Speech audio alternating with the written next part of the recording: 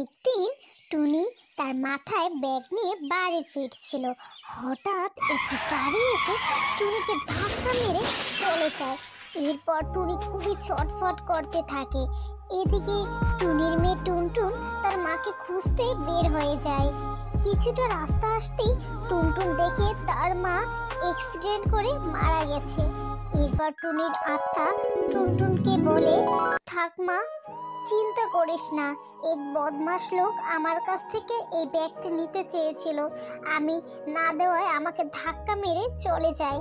এই ব্যাগে প্রচুর সোনাদানা আছে, তুই তোর প্রয়োজন মতো সব কিছু নিতে পারবি। তখন টুনটুন তার মাকে বলে, মা, এই ব্যাগের সব সোনাদানা শেষ হয়ে গেলে আমি কিভাবে বাঁচবো? তখন টুনি বলে, যদি এই চ্যানেলটিকে সাবস্ক্রাইব এবং লাইক করে তাহলেই তুই আরো অনেক সোনাদানা সব মোহর পাবে। ছোট বন্ধুরা, তাই তোমরা দয়া করে চ্যানেলটি সাবস্ক্রাইব এবং লাইক করে দিও, ঠিক আছে বন্ধুরা?